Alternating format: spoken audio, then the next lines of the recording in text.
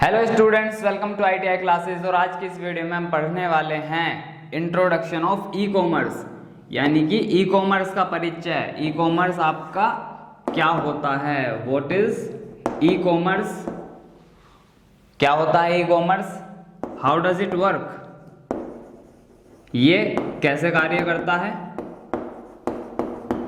E commerce कैसे कार्य करता है, इसकी हानियां, लिमिटेशंस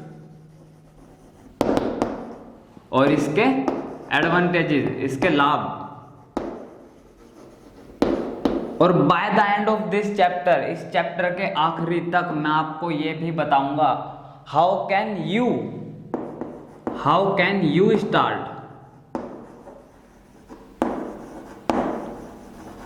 आप कैसे अपना ई कॉमर्स बिजनेस शुरू कर सकते हैं। और सिर्फ इसलिए क्योंकि ये पैंडेमिक, इस लॉकडाउन वाले काल के बाद से क्या हुआ, चीज़ें ऑनलाइन बिकनी शुरू हो गई। मेरे पास लोग आए, मेरे पास कुछ दोस्त आए मेरे, है ना, और मेरे कुछ दोस्तों के दोस्त आए मेरे पास कि यार मैं भाई जो है दुकान का काम तो यार ऐसा चल नहीं रहा यार, ऑनलाइन ही बेच लेते हैं अपना सामान। या फिर कुछ आए मेरे पास, यार पापा का जो है अपना बाइक के पुर्जों का काम है, तो दुकान तो बंद है यार, ऑनलाइन चीज़ें बिक रही हैं, तो क्या ख्याल है बेच लें। तो वही सब चीज़ें आती हैं ई कॉमर्स में कि किसी सामान को आप ऑनलाइन कैसे बेच सकते हो, उसमें आपकी क्या क्या ज़रूरतें हैं, क्या आपको किस चीज़ पे काम करना है, किस चीज़ का ध्यान रखते हुए काम करना है, किस किन चीज़ों की ज़रूरत होती है। और क्योंकि मैं सोचता हूँ कि ये वीडियो शायद आप लोगों के काम आ जाए, आप भविष्य में सोच रहे हो या आपके पिताजी का या घर का ऐसा कोई काम है जो अभी तक आप दुकान पे बेच रहे हो, उसे आप अब आने वाले समय में या फिर अब इस चैप्टर को पढ़ने के बाद आपको थोड़ा सा आइडिया आ जाए और आप इस पर आगे पढ़ के क्या कर सको, अपना काम ऑनलाइन ले जा सको। तो हालांकि ये अभी तो फिलहाल आपके सिर्फ पढ़ाई के लिए है, बट भविष्य में आप अगर कुछ सोचो कि मैं ये चीज़ ऑनलाइन बेच लूँगा और ये बढ़िया चल जाएगा, लोग इसे खरीदेंगे, तब आप अपना स्टार्ट कर सकते हो थोड़ा सा और आगे इस चीज़ को पढ़ के। तो इस वीडियो के एंड तक आपको ये चीज़ भी पता होगी। तो आज तो हम सिर्फ यहाँ तक पढ़ेंगे इंट्रोडक्शन में कि ई कॉमर्स है क्या, इसकी क्या हानियाँ हैं, इसके क्या लाभ हैं। इसके बाद बाकी सब चीज़ें जो हैं इसके अगले पार्ट में होगा। तो फिर स्टार्ट करते हैं कि ई कॉमर्स जो है आपका है क्या, इसकी फॉर्मल परिभाषा क्या हो सकती है।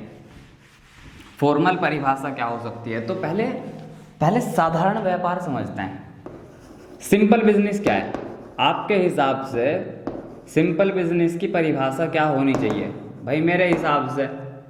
क्या है सिंपल बिजनेस? सिंपल बिजनेस क्या है? साधारण व्यापार, किसी भी चीज को बनाना, पहले मैन्युफैक्चर करना,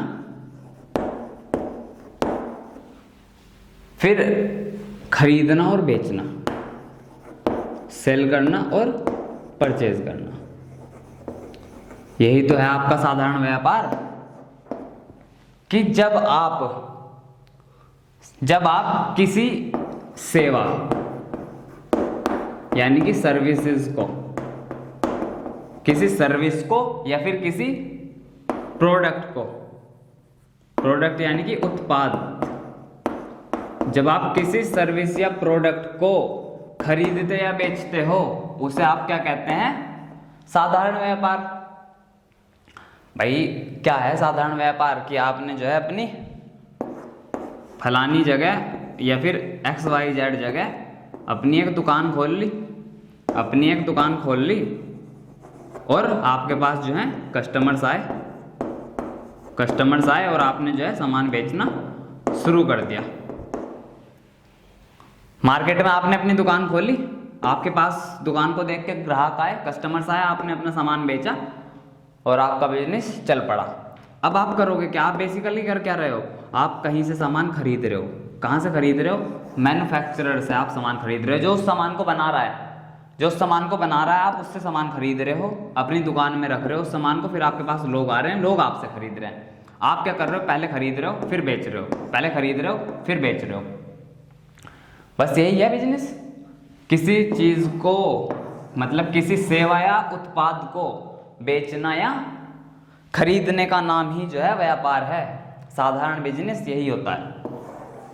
क्लियर है? साधारण बिजनेस तो हो गया आपका ये कि किसी चीज़ को खरीदना या बेचना, किसी उत्पाद और सर्विस। अब प्रोडक्ट तो आपको समझ में आता है, प्रोडक्ट हो गया आपके घर में जितना भी दिखने वाला आपको सामान दिखाई दे रहा है वो सारा प्रोडक्ट। आपका फ्रिज, आपका टीवी एक प्रोडक्ट है, आपकी टेबल, आपकी चेयर, आपका बेड, ये सारी की सारी चीज़ें जो आपके घर में दिख रही हैं आपको, सारी की सारी चीज़ें क्या हैं? प्रोडक्ट है।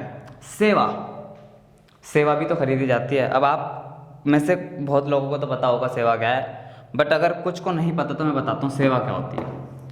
भाई आप सामान ले आए, सपोजिटली आप सामान ले आए, बट सामान लगाएगा कौन?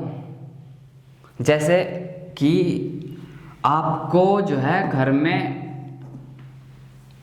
सबमर्सिबल लगवाना है, ठीक है, आपको घर में सबमर्सिबल लगवाना है, तो भाई आप पाइप ले आओगे, पाइप प्रोडक्ट है, ठीक है, जो उसका हैंडल होगा आप वो ले आओगे, वो भी प्रोडक्ट है। पर वो लोग जो सबमर्सिबल लगाने आएंगे, वो आपको सर्विस ही तो देंगे। तो वो जो चीज़ आप उन लोगों से खरीदोगे, जैसे आप कहते हो लेबर पार्ट, लेबर गई है भाई 2000 रुपये की लेबर लगी है, तो उसमें क्या हुआ? आपने उन लोगों से उनकी सर्विस खरीदी है जिन लोगों को सबमर्सिबल लगाना आता था। उसमें आपको वो कोई प्रोडक्ट देके नहीं गए जो आप घर में संभाल के रखोगे। उसमें क्या हुआ? उन्होंने आपको सर्विस दी, उन्होंने अपनी सेवा दी कि भाई मुझे सबमर्सिबल लगाना आता है, मैं 2000 रुपये लूंगा और सबमर्सिबल लगा के जाऊंगा। उस केस में क्या होता है? सेवा। बाकी केस में क्या होता है? प्रोडक्ट। तो सेवा बेसिकली क्या है? वो चीज़ जो आपको दिखाई नहीं देगी पर जिसके लिए आप पैसा दोगे। जैसे मैं आपको पढ़ा रहा हूँ, कल को मैं एक पेड बैच लॉन्च करूँ, मैं आपको क्या करूँगा? सेवा ही तो दूंगा। मैं आपको किताबें थोड़े बेच रहा हूँ, मैं तो आपको पढ़ा के चला जाऊँगा। तो बेसिकली क्या होगा? आपने मेरी सर्विस खरीद ली, मैं टीचिंग कर रहा था, आपने मुझसे पढ़ लिया और मेरी सेवा बिक गई, मैंने आपसे पैसे ले लिए। क्लियर हुआ? ठीक है। तो जब ये सब चीज़ें आप खरीदते और बेचते हो तो आपका क्या कहलाता है? साधारण व्यापार कहलाता है। अब यहीं से हम डेफिनेशन निकाल लेंगे ई कॉमर्स की। कॉमर्स तो बेसिकली क्या होता है? व्यापार ही तो है। तो जो सिंपल बिजनेस को, जब आप सिंपल बिजनेस को या किसी चीज़ को खरीदना और बेचना किसके माध्यम से शुरू कर दो? इंटरनेट के माध्यम से शुरू कर दो। जब आप किसी चीज को खरीदना या बेचना इंटरनेट के माध्यम से शुरू कर दो तो उसे क्या कहते हैं? E commerce. या फिर यहां पे ई क्या है आपका? Electronic commerce. ये आपका होता है ई कॉमर्स, या फिर आप कह सकते हो इसे इलेक्ट्रॉनिक कॉमर्स। फिर से समझते हैं, जब आप किसी वस्तु या सेवा को इंटरनेट के माध्यम से खरीदना या बेचना शुरू कर दो तब आपका उसे सिस्टम को जो बनता है उसे क्या कहते हैं? आप ई कॉमर्स कहते हैं। क्लियर है? फिर से रिपीट कर रहा हूं मैं, जब आप किसी सेवा या प्रोडक्ट को, सेवा या उत्पाद यानी कि प्रोडक्ट और सर्विस को इंटरनेट के माध्यम से खरीदना और बेचना शुरू कर दो तो उसे क्या कहते हैं? ई कॉमर्स यानी कि इलेक्ट्रॉनिक कॉमर्स उसे कहते हैं। अब एग्जाम्पल लेते हैं। सबको पता है आज हमारे भारत में कि ई कॉमर्स है क्या भाई? बड़े बड़े प्लेयर्स कौन है? अमेजोन पे आप ऑनलाइन खरीदते हो, बेचते हो, है ना? मतलब आप बेचते नहीं होंगे पर लोग तो बेचते हैं। तो खरीदना और बेचना किस पे हो रहा है? अमेजोन पे हो रहा है, फ्लिपकार्ट पे हो रहा है, ठीक है, ईबे पे हो रहा है, अलीबाबा पे हो रहा है। एग्जाम्पल मैं आपको इतने दे दूंगा, बहुत सारे। मैं अपना खुद का एग्जाम्पल दे देता हूँ आपको, योर फेवरेट क्राफ्ट्स। इसके लिंक भी दूंगा मैं आपको वहाँ पे डिस्क्रिप्शन में। हमारा खुद का भी एक हैंडीक्राफ्ट्स का स्टोर है, योर फेवरेट क्राफ्ट्स। आप हमारे प्रोडक्ट्स चेक करना चाहो तो कर सकते हो, है ना? ये हमारा खुद का है। तो बेसिकली जो मेन काम हम करते हैं वो यही है हमारा। पढ़ा दो तो मैं आपको साइड प्रोजेक्ट लेके हूँ अभी, ठीक है? तो हमारा खुद का जो ये स्टोर है इससे आप हैंडीक्राफ्ट्स खरीद सकते हो। तो ये क्या है? ये एक ई कॉमर्स है, ई कॉमर्स सिस्टम या फिर ई कॉमर्स प्लेटफॉर्म, जहाँ पे हम क्या कर रहे हैं? जो चीज़ हम बना रहे हैं, जो चीज़ हम डिज़ाइन कर रहे हैं वो बेच पा रहे हैं आप लोगों को, ठीक है? किसके माध्यम से? इंटरनेट के माध्यम से। समझ आया आपको ई कॉमर्स क्या है? जब आप किसी भी चीज को, यानी कि किसी सेवा या किसी भी चीज को नहीं कहेंगे, स्पेसिफिक रहना है आपको, किसी भी सेवा या उत्पाद को इंटरनेट, मोबाइल फोन, लैपटॉप के माध्यम से खरीदो, वो आपका कहलाता है ई कॉमर्स। ठीक है, अब चलते हैं आगे। आगे आ जाता है आपका concept of e commerce. E commerce का कंसेप्ट क्या है, ई कॉमर्स किस तरीके से कार्य करता है? तो भाई ई कॉमर्स का कंसेप्ट इज प्रिटी सिंपल, आपको पता तो है, बस आपका रिवीजन यहाँ होने वाला है जब मैं चीज़ों को रिलेट करूँगा। ई कॉमर्स का कंसेप्ट ये है कि जो बेचने वाला होता है, जो बेचने वाला होता है वो बनाता है एक वेबसाइट। सपोजिटली ये आपकी वेबसाइट है, website.com। ठीक है, ये आपकी वेबसाइट होती है। ऐसी इंटरनेट पे आपकी वेबसाइट कोई भी देख सकता है, जो भी आपके प्रोडक्ट में इंटरेस्टेड होगा वो गूगल पे सर्च करेगा और आपकी वेबसाइट आएगी, और वहाँ से वो आपकी वेबसाइट पे जाके आपके प्रोडक्ट देख लेगा। तो सबसे पहले ई कॉमर्स के कंसेप्ट में क्या आता है, आपके पास एक वेबसाइट होती है, उस वेबसाइट में आपके प्रोडक्ट होते हैं, product 1, product 2, product 3, product 4, product 5, product 6, product 7, product 8, product 9, 10, 11, 12 and so on. जितने आपके पास प्रोडक्ट हो, अगर 500 प्रोडक्ट आपके पास 500 होने चाहिए, 1000 है 1000 होने चाहिए। अमेजोन के पास तो लाखों प्रोडक्ट हैं, अमेजोन के पास तो लाखों प्रोडक्ट हैं, और इसलिए बढ़िया चल रहा है। मतलब इतना बढ़िया चल रहा है कि जेफ बेजोस जो अमेजोन के मालिक हैं, वो बहुत लंबे समय तक पूरी दुनिया के सबसे अमीर आदमी रहे हैं।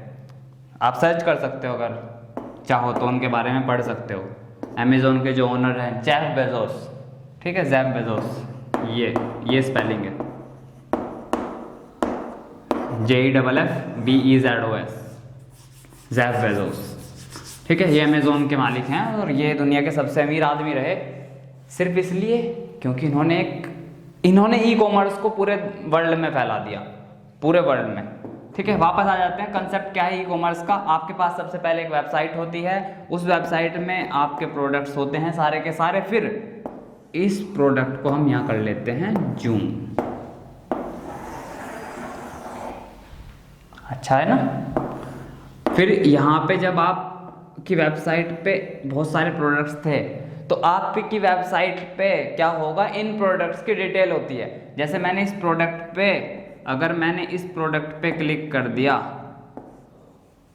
तो मुझे क्या आएगा, प्रोडक्ट की बड़ी इमेज आ जाएगी। जैसे आपने अमेजोन पे देखा होगा, पहले क्या आते हैं, बहुत सारे प्रोडक्ट आते हैं, फिर आप उस प्रोडक्ट पे क्लिक करते हो, फिर उस प्रोडक्ट का एक अलग पेज खुल के आता है। फिर इस प्रोडक्ट पे यहाँ पे उस प्रोडक्ट का नाम होता है, यहाँ पे उसकी वो सारी जानकारी होती है, सारी की सारी जानकारी जो उस प्रोडक्ट के बारे में हमें चाहिए।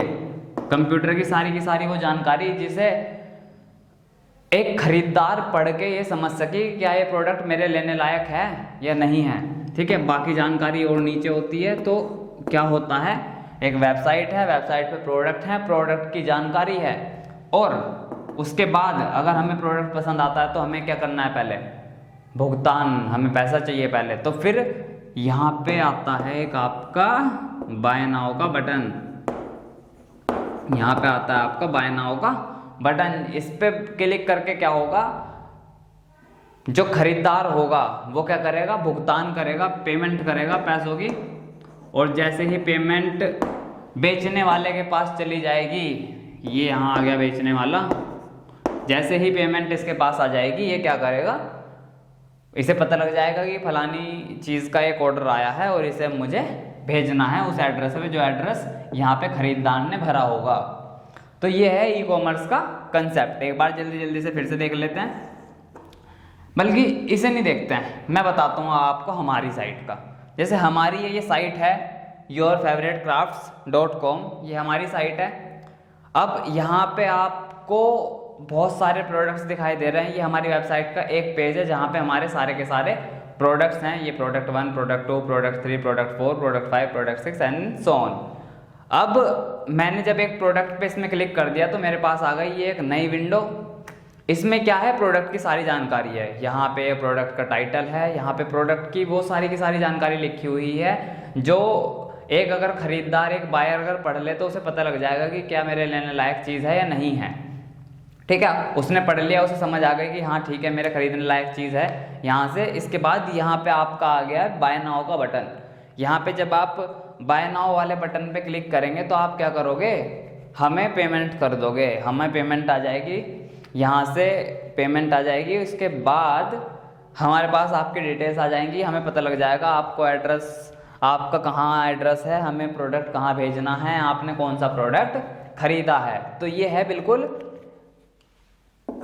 ई कॉमर्स का कंसेप्ट। इस तरीके से ई कॉमर्स काम करती है कि एक वेबसाइट पे आप अपने प्रोडक्ट दिखाते हो, उनकी जानकारी दिखाते हो, भुगतान लेने की कुछ सेटिंग्स डालते हो उसमें और भुगतान लेते हो और सामान भेजते हो। इसमें कंसेप्ट में क्या होता है, बायर और सेलर, जो बायर होता है आपका, कहाँ लिखूं, जो आपका बायर होता है यानी कि जो खरीदने वाला होता है और जो बेचने वाला होता है, जो खरीदने वाला होता है और जो बेचने वाला होता है वो एक दूसरे के सामने नहीं आते। जैसे कि साधारण बिजनेस में आते हैं, ग्राहक आ गए दुकान पे, आमने सामने खड़े हैं, भाई ये दिखा दो वो दिखा दो, और फिर एक लेके चले गए और ना भी लेके चले गए। ठीक है, उस केस में साधारण व्यापार में सब आमने सामने आते हैं। और बायर और सेलर, ई कॉमर्स वाली प्रणाली में बायर और सेलर्स, क्रेता विक्रेता आमने सामने नहीं आते। ठीक है, पहली चीज़ तो ये और दूसरी चीज़ ये है कि ई कॉमर्स जो है ना थोड़ा सा एडवांस्ड है। इसमें आपको ज़्यादा टेक्निकल नॉलेज होनी चाहिए। अगर आप ई कॉमर्स के बारे में सोच रहे हो करने की तो आपको ज़्यादा टेक्निकल नॉलेज की ज़रूरत है, क्योंकि कम टेक्निकल नॉलेज में तैयार नहीं हो पाएगा। ठीक है, ऐसा नहीं है कि दुकान खोली, सामान रखा, ग्राहक आए, खरीद के बेच के चले गए। नहीं, यहाँ पे आपको वेबसाइट की जानकारी होनी चाहिए, आपको पेमेंट गेटवे कैसे स्वीकार करनी है, ऑनलाइन ट्रांजैक्शंस वो होना चाहिए, यहाँ पे प्रोडक्ट के बारे में लिखना आना चाहिए, प्रोडक्ट के बढ़िया बढ़िया फोटोग्राफ्स होने चाहिए आपके पास, उसकी सही जानकारी होनी चाहिए, आपको भेजना आना चाहिए, आपको वापस मंगाना आना चाहिए। इसमें आपको तकनीकी ज्ञान होना चाहिए। टेक्निकल नॉलेज जो है अच्छी होगी जिसकी, या तो सारी नॉलेज आपको, या फिर एक पूरी की पूरी टीम बनी जाए जिस पे एक ये चीज़ करनी आती हो, एक पे ये करना आता हो, एक पे वो करना आता हो, तब जाके एक ई कॉमर्स सिस्टम बनता है और तब जाके ये सब चीज़ें कार्य करती हैं। ठीक है, तो साधारण बिजनेस से बहुत एडवांस्ड है ई कॉमर्स, और इसीलिए क्योंकि एडवांस्ड है, फायदे भी उसके अपने ज़्यादा हैं। ठीक है, ये हुआ आपका ई कॉमर्स का कंसेप्ट। अब ई कॉमर्स के कंसेप्ट को सक्सेसफुल होने के लिए कुछ बेसिक सी चीज़ें हैं, कुछ मुख्य बातें जो अगर आपको पता हैं तो बहुत फायदेमंद चीज़ है। ई कॉमर्स को अगर आपको सक्सेसफुल करना है तो कुछ मुख्य प्राइमरी बातें जो आपको पता होनी चाहिए, जिनके बिना आप इसके शुरू ही नहीं कर सकते। कामयाब तो छोड़ दो, आप शुरू ही नहीं कर सकते। आपके पास एक अट्रैक्टिव वेबसाइट होनी चाहिए। अट्रैक्टिव वेबसाइट जहाँ पे आप अपने सारे के सारे प्रोडक्ट्स और उनसे रिलेटेड सारी अच्छी जानकारी दे सको। दूसरी चीज़, वेबसाइट जो है आपकी इजी होनी चाहिए यूज़ करने में। मतलब ऐसा नहीं हो कि यार यूज़र आ गया वेबसाइट पे, उसे पता ही नहीं चल रहा कि यार क्या हो रहा है, कहाँ है प्रोडक्ट जो मुझे चाहिए, वो कहाँ ढूंढूं मैं इसमें, और अगर मुझे वो मिल गया तो अब मैं इसे खरीदूँ कैसे। तो सारी की सारी चीज़ें आसान होनी चाहिए इस्तेमाल करने में आसान होनी चाहिए। ठीक है, उसके बाद इजी टू यूज़ तो होनी चाहिए, फास्ट भी होनी चाहिए। ऐसा नहीं है कि बस हम बैठ गए और देख रहे हैं भाई हो रहा है, खुल ही नहीं रही वेबसाइट की स्पीड बहुत मैटर करती है। जिसकी वेबसाइट जितनी तेज चलेगी उतनी जल्दी उस पर लोग रुके रहेंगे और ख़रीद के चले जाएंगे। ठीक है, और इसी में फास्ट के बाद इसमें आता है आपका पेमेंट गेटवे।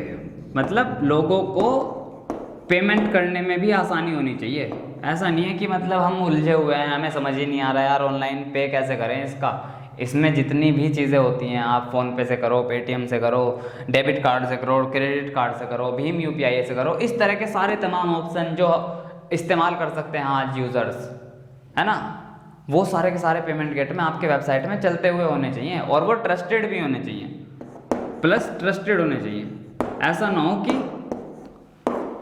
आपने आपने कोई ऐसा पेमेंट गेटवे ले लिया जिसने जो है आपके कस्टमर्स के डाटा के कार्ड की इन्फॉर्मेशन ही चुरा ली, ठीक है। उससे क्या होगा, आपका नाम बदनाम हो जाएगा कि यार वे तो चोरी करते हैं लोग, ठीक है। और बिजनेस तो छोड़ दो, आप ही सर्वाइव करना आपके लिए मुश्किल हो जाएगा, बिजनेस तो सर्वाइव बाद में करेगा। उसके बाद तीसरी चीज़ होनी चाहिए ट्रस्ट। इस वाले पॉइंट को अलग से यहाँ लिखा जाता है, ट्रस्ट यानी कि ब्रांड बिल्डिंग। लोगों को आपको नाम पता होना चाहिए। अगर लोगों को आपका नाम नहीं पता होगा ना तो वो हिचकिचाएंगे। भारत में खासकर इस तरह का एप्टीट्यूड है लोगों का कि अगर वो किसी चीज़ पे विश्वास नहीं करते तो वो वहाँ पे पैसा नहीं लगाते। वो सोचते हैं यार नहीं रहने दो भाई, उससे खरीद लेंगे, वो सही दे देता है सामान, ठीक है। तो ब्रांड, जब तक लोगों को आपका नाम नहीं पता, देखो अगर मुझे आज नाइकी के शूज़ खरीदने हैं तो मैं नाइकी के शूज़ एकदम से खरीद लूँगा, बजाय उसके एक नई कंपनी आके मुझे कहे कि हमारे शूज़ नाइकी से भी बढ़िया नहीं, क्योंकि नाइकी ब्रांड है, नाइकी का नाम मैं जानता हूँ, नाइकी को सब जानते हैं, एडिडास को सब जानते हैं, तो उससे लोग खरीद लेंगे। बट एक नई ब्रांड से आप लेके आ गए अपना अफलातुन.com, है ना, अफलातुन नहीं चलेगा क्योंकि अफलातुन का नाम किसी को पता नहीं है, ठीक है। तो चौथी चीज़ आपकी है कि आपको मार्केटिंग ट्रेंड्स को फॉलो करना पड़ेगा, मार्केट ट्रेंड्स को फॉलो करना पड़ेगा। आपको पता होना चाहिए मार्केट में क्या चल रहा है, लोग क्या खरीद रहे हैं। जैसे कि आपको पता है अभी कोरोना काल से पहले जो लोग कपड़ा बना रहे थे उन्होंने अचानक से मास्क बनाने शुरू कर दिए और पीपीई किट बनानी शुरू कर दी, वरना तो उनका बिजनेस डूब जाता। कपड़ा कौन खरीद रहा था उस टाइम पे? कोई नहीं खरीद रहा था, कपड़ा कोई नहीं खरीद रहा था। तो उन्होंने क्या किया, जो कपड़े वाले लोग थे उन्होंने फटाफट रातों रात सब कुछ चेंज कर दिया और मास्क बनाना शुरू कर दिया उस कपड़े का। तो क्या हुआ, उन्होंने क्या किया, उन्हें पता लग गया भाई लॉकडाउन आ गया है, अपना कपड़ा तो अब बिकने का नहीं, अब बिकेंगे मास्क, और मास्क बनाने शुरू कर दो। तो ये होते हैं मार्केटिंग ट्रेंड्स कि आपको पता होना चाहिए कि आने वाले समय में क्या बिक सकता है, क्या ज़्यादा बिकेगा, क्या कम बिकेगा। उस हिसाब से आपको मार्केट ट्रेंड को फॉलो करना है अगर आप अपने बिजनेस को कामयाब करना चाहते हैं तो। और पांचवा पॉइंट ये है कि भाई इतना सब करने के बाद भी ना गारंटी नहीं होती, गारंटी नहीं होती कि चले, क्योंकि ये तो वो फैक्टर हैं जो सबसे बेसिक हैं। इसके बाद भी ऐसे और 20 फैक्टर होते हैं जो डिफाइन करते हैं कि आपका बिजनेस चलेगा या नहीं चलेगा। फिर इसके बाद एक चीज़ ये है कि सारे के सारे बिजनेस हर जगह ई कॉमर्स में बनने लायक बिजनेस नहीं है। जैसे कि छोटे शहरों में सब्जी, अगर आप सोचते हो कि आप ऑनलाइन छोटे शहरों में सब्जी बेच दोगे, तो जब तक इसमें इनोवेशन नहीं आ रहा ना तब तक आप छोटे शहरों में सब्जी नहीं बेच सकते। मुश्किल है, फ़ायदा नहीं होगा, या तो नुकसान हो जाएगा या तो एक बिजनेस चलेगा ही नहीं। तो मेरा कहने का उद्देश्य क्या है यहाँ पे कि हर बिजनेस ऑनलाइन आने के लायक नहीं है अभी। हर जगह दिल्ली में चलता है, दिल्ली में बिग बास्केट चलती है, दिल्ली में और दूसरे ग्रोफर्स वगैरह चलते हैं जो सब्जियां बेचते हैं, फल फ्रूट्स बेचते हैं, तो वहाँ पे चल रहा है क्योंकि वहाँ पे इनोवेशन है, वहाँ पे खरीदने वाले लोग हैं और वहाँ पे लोगों के पास टाइम और ऑप्शंस कम है। तो वो ऑनलाइन मंगा लेते हैं कि यार 100 रुपये के चक्कर में मैं क्यों बाहर जाऊँ, 100 रुपये एक्स्ट्रा दे दूंगा, मैं तो घर ही मंगा लेता हूँ, ठीक है। पर छोटे शहरों में ऐसा नहीं है, छोटे शहरों में फेरी वाले होते हैं, वो गली में ही आ जाते हैं आपकी, तो टाइम लग ही नहीं रहा लोगों को, बस घर के बाहर जाके लेना ही तो है। तो वहाँ पे उस केस में छोटे शहरों में और गाँव में सब्जी अगर तुम ऑनलाइन बेचना सोच रहे हो तो वो कामयाब अभी नहीं है। शायद भविष्य में हो, भविष्य में लोग बदले, भविष्य में लोग ऑनलाइन खरीदने की आदत डालें। तो पांचवा पॉइंट यही है कि एक तो गारंटी नहीं है चलने की, और हर बिजनेस ऑनलाइन जाने के लायक भी नहीं है, ठीक है। तो ये तो हुआ आपका कंसेप्ट और कुछ बेसिक बातें। अगर आपको अपना ई कॉमर्स बिजनेस सक्सेसफुल करना है तो उसमें कौन सी बातें हैं जिनका आपको ध्यान रखना पड़ेगा, ठीक है। इसके बाद एक चीज़ है स्कोप ऑफ ई कॉमर्स। आपकी बुक में है ये, है ना। मुझे तो पढ़ाना भी नहीं चाहिए मेरे हिसाब से, और मैं ऐसा ही करूँगा, मैं पढ़ाऊँगा ही नहीं। स्कोप ऑफ ई कॉमर्स मतलब ई कॉमर्स का क्या भविष्य है, या फिर अगर आप ई कॉमर्स शुरू करते हो कुछ तो आपका क्या भविष्य है। भाई बहुत है, बहुत भविष्य है। अभी भारत में ई कॉमर्स की बहुत ज़रूरत है, बहुत स्कोप है। बिल्कुल ऐसे जाएगी अभी ई कॉमर्स इंडस्ट्री भारत में, क्योंकि अभी तो हर चीज़ ऑनलाइन आई नहीं, और अभी तो बहुत सारी चीज़ें हैं जो हुई ही नहीं। भारत में। जैसे कि मैं आपको बताऊं, अभी हमारे यहाँ भारत में जितनी भी दवाइयाँ बेचने वाली साइट्स हैं ना, जितनी भी ऑनलाइन दवाइयाँ बेचने वाली साइट्स हैं, मैं सारी साइट्स का नाम नहीं ले सकता यहाँ पे, ठीक है, इसलिए मैं इस बार नाम नहीं ले रहा हूँ, क्योंकि मैं बहुत सारे ब्रांड्स का नाम ले चुका और शायद किसी ना किसी को आपत्ति हो जाए कि मैं यूट्यूब पे ऐसे क्यों नाम ले रहा हूँ दूसरी साइट्स का, ठीक है। जितनी भी ऑनलाइन दवाइयाँ बेचने वाली साइट्स हैं, ऑनलाइन मेडिसिन बेचने वाली साइट्स हैं, उनका पता है क्या हाल है अभी। मैं एक दिन ऑनलाइन दवाइयाँ मंगा रहा था, पता है मेरी दवाई कितने दिन में डिलीवर हो रही थी? 14 दिन में। भाई 14 दिन में यार आदमी मर नहीं जाएगा क्या? अगर उसे दवाई पहले दूसरे दिन नहीं मिली तो आदमी जिंदा रहेगा क्या 14 दिन उन दवाइयों के लिए? 14 दिन में वो कहीं और नहीं दिखाएगा। ये चीज़ है, मतलब इतने कम हैं लोग अभी ऑनलाइन मेडिसिन बेचने वाले कि वो 14-14 दिन ले रहे हैं डिलीवर करने में सामान को। दवाइयों का तो भाई ऐसा होना चाहिए कि अगर मैंने आप ऑर्डर कर दी तो शाम तक मेरे घर आ जाए। तो यहाँ पे अभी बहुत बड़ा बग है, यहाँ पे अभी बहुत काम होने की ज़रूरत है, यहाँ पे बहुत अभी स्कोप है, ठीक है। ऐसा एक फील्ड मैंने आपको बता दिया, ऐसे और भी बहुत सारे फील्ड है जहाँ पे अभी बहुत स्कोप है ई कॉमर्स में, ठीक है। इसलिए मैं इस टॉपिक को पढ़ा ही नहीं रहा, आपको पता है, बस इतना ध्यान रखो कि है। और ये आपको कब पता लगेगा? जब आप मोबाइल में फेसबुक और इंस्टाग्राम और यूट्यूब को फालतू में चलाना छोड़ के चीज़ों को पढ़ना शुरू करोगे, चीज़ों के बारे में अवेयर होगे कि यार हमारे सराउंडिंग में क्या चल रहा है और हम क्या कर सकते हैं अपने भविष्य में। मैं कोशिश करूँगा कि मैं आपको हर संडे एक ऐसी वीडियो बना के दूँ जो आपको इन सब चीज़ों में मदद करे कि आपको अपने समय को किस तरीके से सही इस्तेमाल करना चाहिए, कुछ स्टोरीज़ की आप किस तरीके से अपनी ज़िंदगी में कामयाब हो सकते हैं, ठीक है। उसके बाद आ जाता है भाई जिस वीडियो के लास्ट पार्ट आपका एडवांटेजेस, यानी कि ई कॉमर्स के लाभ, ठीक है। और इसके बाद हम पढ़ेंगे बस लिमिटेशंस। तो सबसे पहले हम बात कर लें एडवांटेजेस ऑफ ई कॉमर्स, यानी कि ई कॉमर्स के लाभ। तो यार लाइट चली गई थी, देख रहे हो किस कदर गरीब टीचर हूं मैं। हम बात कर रहे थे ई कॉमर्स के एडवांटेजेस की, ई कॉमर्स के लाभ। तो भाई ई कॉमर्स अगर लगातार बढ़ता जा रहा है ना, तो समझना कि उसके लाभ तो बहुत सारे होंगे, ठीक है। पर कुछ चार पांच की मैं बात कर लेता हूँ, ताकि अगर आपसे पूछ लिया जाए तो आप बता सको, ठीक है। ऐसे गिनाऊंगा तो फिर शाम हो जाएगी। सबसे पहला लाभ क्या है? आपको मिलता है एक्सपोजर। एक्सपोजर क्या होता है? एक्सपोजर क्या होता है, इसे समझो कि आप अगर अपने शहर में एक दुकान लेके बैठे थे, आप अपने शहर में दुकान लेके बैठे थे, तो आपके पास उस शहर के लोग आ सकते थे, बस एक शहर के लोग आ सकते थे, सिटी के, ठीक है। 100, 500, 1000, 2000 लोग आ सकते थे, ठीक है, एक हर दिन। पर जब आपने ई कॉमर्स लॉन्च कर दिया अपना, तो अब आप क्या कर सकते हो? पूरे के पूरे वर्ल्ड में जहाँ जहाँ लोग इंटरनेट इस्तेमाल कर रहे हैं, आप अपने प्रोडक्ट को वहाँ तक पहुँचा सकते हो। आपका क्या हो गया, पूरा जहाँ आप एक सिर्फ शहर तक बेच पा रहे थे, वहाँ आप पूरी दुनिया भर में बेच सकते हो। तो आपको क्या मिलता है? एक्सपोजर। आपके प्रोडक्ट्स को जो आप बेच रहे हो उसे हर दुनिया का हर वो शख्स देख सकता है जो इंटरनेट का इस्तेमाल कर रहा है। तो आपको 2000 से एकदम 2 करोड़ लोग मिल जाएंगे जो आपका सामान खरीद सकते हैं। पहली चीज़ ये आपका पहला फायदा हुआ। दूसरा, क्योंकि पेमेंट क्या होती है? ऑनलाइन होती है। पेमेंट ऑनलाइन होती है तो क्या होगा? आपका समय बचेगा, टाइम सेव होता है। टाइम कैसे सेव होता है भाई? आपको ऐसा नहीं है कि बाहर आप पहले घर से बाहर निकले, फिर घर से बाहर निकलने के बाद आप जो है दुकान पे गए, दुकान ढूंढी, दुकान पे सामान ढूंढा, एक दुकान पे अच्छा नहीं लगा तो दूसरी पे गए, दूसरी पे अच्छा नहीं लगा तो तीसरी पे गए, है ना, तीसरी पे गए, फिर चौथी पे गए। इस तरीके से क्या हुआ, आपने क्या करा, 4 दुकानें ढूंढी, तब जाके आपको एक सामान मिला और आपने वो मंगा लिया, आपने वो खरीद लिया।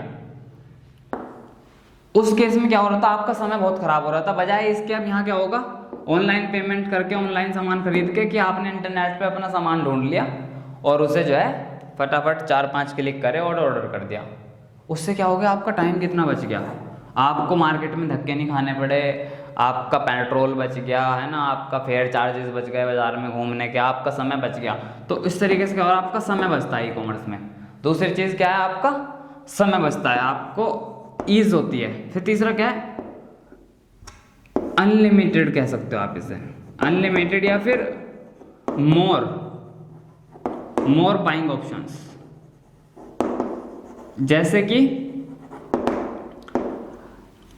अब अगर आप शहर में ऑफलाइन ट्रेडिशनल परंपरागत तरीके से खरीदारी करते हैं तो आपको क्या है, जो सिर्फ आपके शहर में बिक रहा है आप वही खरीद सकते हो, इससे ज़्यादा आप कुछ नहीं खरीद सकते। सपोज करो आपको लंदन से कोई ड्रेस पसंद आ गई, यार लंदन में बिक रही है पर ये हफोर्ड्स में, हफोर्ड्स जैसे हमारे यहाँ शोरूम होते हैं ना, लंदन में हफोर्ड्स एक बड़े अच्छे शोरूम होते हैं जहाँ बड़ी बड़ी ब्रांड्स होती हैं। तो आपको एक बहुत बढ़िया कोई ड्रेस पसंद आ गई पर वो लंदन में बिकती है, यहाँ बिकती नहीं, आपके शहर में तो नहीं मिलती। तो आप बाध्य हो जाते हो कि यार वो तो वहाँ बिकती है, यहाँ बिकती नहीं, लंदन में मिलती है। बट अगर ई कॉमर्स पे है वो चीज़ तो आप क्या कर सकते हो, दुनिया के किसी भी कोने से, इस वाले कोने से यहाँ इस कोने तक सामान मंगा सकते हो, कोई लिमिटेशन नहीं है। आप जहाँ से चाहो मोबाइल का इस्तेमाल करके सामान मंगा सकते हो और जो आपको पसंद आए वो मंगा सकते हो, ठीक है। तो आपको टाइम बच गया, आपको खोजने की ज़रूरत नहीं है, आपके प्रोडक्ट्स को एक्सपोजर मिलता है, खरीदना बेचना आसान हो गया है, दुनिया के किसी भी कोने से आप सामान मंगा सकते हो। तो ये क्या हैं आपके कुछ लाभ हैं। और इसके बाद एक लास्ट लाभ इसे आप कह सकते हो, वो पता है क्या है, कि आपको जो है ना, आपको फिजिकल मनी कैरी नहीं करना पड़ता, आपको फिजिकल मनी कैरी नहीं करना पड़ता, यानी कि नकदी नहीं ले जानी पड़ती। सपोज करो आपको खरीदनी है कार, आपको खरीदनी है कार, अब कार आ रही है 10 लाख रुपए की। तो यार अगर आप परंपरागत तरीके से ये खरीदोगे तो आप बैग में 10 लाख रुपए भर के ले जाओगे, उसमें लूट पाट होने का आपको खतरा है। बट अगर आप ऑनलाइन कर रहे हो ऑर्डर, ठीक है, तो क्या होगा, आप ऑनलाइन अपने क्रेडिट कार्ड से पेमेंट कर दोगे, है ना, और आपका जो है कार घर पे डिलीवर हो जाएगी, या फिर आपके शोरूम तक डिलीवर हो जाएगी, आपके शहर तक डिलीवर हो जाएगी। उससे क्या होगा, आपका लूटपाट होने का खतरा बच गया, आपको घबराते इतना सारा पैसा लेके जाने की ज़रूरत नहीं है। तो ये तो मैंने आपको एक एग्जांपल ले लिया कार का, ऐसे बहुत एग्जांपल है जहाँ पे आप डरते हो पैसों को इधर उधर ले जाने में, तो बजाय इसके आप पैसों को इधर उधर ले जाओ। जैसे बहुत लोग जाते हैं ना कि यार दिल्ली से सामान लेना है, दिल्ली में मिलेगा ये, तो दिल्ली में पैसे लेके जाते हो, फिर नहीं लेने, दिल्ली का सामान सब इंटरनेट पे है, वहाँ से खरीदो। ये ब्लर हो गया। इसके बाद आते हैं लिमिटेशंस यानी कि ई कॉमर्स की हानियाँ। तो यार जैसे हर चीज़ के अपने फ़ायदे नुकसान होते हैं, ई कॉमर्स के भी अपने नुकसान हैं। पहला नुकसान इसका है हमारे पास कि जब से चीज़ें ऑनलाइन हुई हैं ना, जब से चीज़ें ऑनलाइन हुई हैं, फ्रॉडमेंट होने लगे, ऑनलाइन फ्रॉड होने लगे। आपको फ़ोन आया है कि जी आपका जो है, आप तो 1 लाख रुपए जीत गए हैं, आप अपना जो है कार्ड की डिटेल्स बता दीजिए, अपना मोबाइल पे आपके OTP आया है वो बता दीजिए और आपके 1 लाख रुपए आ जाएंगे। इस तरह का बहुत फ्रॉड हुआ। अभी तो लोगों को अवेयरनेस हो गई कि नहीं बताना नहीं होता, बट बीच में ये बहुत चला। तो ऑनलाइन जब से चीज़ें हुई, जब से फ्रॉडमेंट बढ़ गया, लोगों के साथ फ्रॉड होने लगा, लोगों के साथ जो है OTP बता के लोग पैसे निकाल लेते हैं, उनके खाते से पैसे कट जाते हैं। मेरे पास भी आए 1-2 लोग इस तरीके के कि यार हमारे जो है OTP पूछ लिया और हमारे तो जो है 10-10 हज़ार रुपये कट गए। तो सबसे बड़ा नुकसान और सबसे पहला नुकसान है इसका, ऑनलाइन फ्रॉड होते हैं। दूसरा, not reachable to every place, ठीक है, not reachable to every place. आप ई कॉमर्स में उन जगहों पे नहीं बेच सकते, वो लोग आपसे उन जगहों पे नहीं खरीद सकते जहाँ पे इंटरनेट की सुविधा नहीं है, जहाँ पे इंटरनेट की सुविधा नहीं है या फिर जहाँ पे लोग नहीं खरीदते। तो यहाँ पे क्या हो गया, लिमिटेशंस आ गई कि यार ई कॉमर्स भी लॉन्च किया फिर भी हर जगह नहीं बेच सकते, पर मोस्ट ऑफ द जगह फिर भी बेच सकते हो। तो दूसरा लिमिटेशन आपका ये है। तीसरा लिमिटेशन क्या है इसमें, जब बायर और सेलर एक दूसरे को नहीं देख सकते, ये आंख वाला सिंबल है, बायर और सेलर एक दूसरे को नहीं देख सकते, नहीं मिल सकते, उसमें क्या होता है, उसमें नुकसान होते हैं। आप एक दूसरे की मदद नहीं कर पाते, एक दूसरे की हेल्प नहीं कर पाते, हेल्प नहीं कर पाते। क्यों? जैसे कि आपने जो है ऑनलाइन ट्यूबलाइट मंगाई, अब ट्यूबलाइट आ गई खराब। अगर आपने अपने शहर में से ली होती तो क्या होता? आप वापस जाते दुकान पे, फटाक से बाइक पे किक मार के और बदल के आ जाते। अब पहली बात तो ट्यूबलाइट को आने में 3 दिन लगे थे, ठीक है। अब आपको बायर से, आपकी जो जो बेचने वाला है, सेलर है जो, उससे आपकी डायरेक्ट बात है नहीं, आपको पता ही नहीं उसकी दुकान कहाँ है, कहाँ पे वापस होगा सामान। ट्यूबलाइट खराब हो गई, अब 3 दिन तो यहाँ खराब हो गए। अब जब इससे आपकी सीधी बातचीत नहीं है, ये आपकी मदद ही नहीं कर सकता, ट्यूबलाइट वापस ही नहीं होगी, और होगी तो फिर उसमें 3-4 दिन लगेंगे, फिर 3-4 दिन में वो दूसरी भेजेगा, वो भी ठीक आ जाए या नहीं उसकी भी गारंटी नहीं है। तो क्या हो रहा है यहाँ पे, वो काम जो शाम तक हो जाता आपके ट्यूबलाइट बदलने का, अगर ख़राब आ गई थी शहर में, वो नहीं होता, वो नहीं होता, उसमें समय लग जाएगा या तो फिर होगा ही नहीं वो काम। तो इस तरीके से यहाँ पे इस केस में फेल हो जाता है ई कॉमर्स, ठीक है। चौथा पॉइंट आपका है जो कि लास्ट मैं मान रहा हूँ इसमें, वो ये है कि इससे अनएम्प्लॉयमेंट बढ़ता है, इससे अनएम्प्लॉयमेंट बढ़ता है। अब इसे समझो कैसे भाई, जो एक आदमी जहाँ पे 10-10 प्रोडक्ट बेच के अपना काम चला रहा था, वहाँ पे एक बड़ा प्लेयर आ गया, वो अकेला 400 बेच रहा है, मतलब 10 शहरों में 10 अलग अलग दुकानदार थे। फिर क्या हुआ, एक आदमी आया, उसने जो है 10 के 10 शहरों में अपना माल ऑनलाइन बेचना शुरू कर दिया। उससे क्या हो गया, वो लोग जो सेल्समैन थे, सेल्स गर्ल्स थे, जो शोरूम में और दुकानों पे लगे हुए थे, उनका तो काम छिन गया, क्योंकि ऑनलाइन जा रही हैं सारी चीज़ें। तो क्या होता है, इससे अनएम्प्लॉयमेंट बढ़ता है। जितना जितना ई कॉमर्स बढ़ता चला जाएगा, उतना उतना अनएम्प्लॉयमेंट बढ़ेगा, और जितना जितना बेरोजगारी बढ़ती चली जाएगी, उतने उतने सामाजिक समस्याएं जो है हमारे यहाँ पे बढ़ती चली जाएंगी। तो ये एक बहुत बड़ा नुकसान है कि इससे अनएम्प्लॉयमेंट बढ़ता है। बट क्योंकि आज ये समय की मांग है और लोगों की ज़रूरत तो फिर भी चल रहा है ना। तो ये इसका लास्ट बट नॉट लीस्ट कि इससे अनएम्प्लॉयमेंट बढ़ता है, ठीक है। तो ये हो गए आपके सारे पॉइंट्स, और ठीक है, इस वीडियो को यहाँ पे ख़त्म करते हैं। मिलते हैं नेक्स्ट वीडियो में, बहुत इंटरेस्टिंग चैप्टर है, सारे पार्ट्स आपको पढ़ने हैं।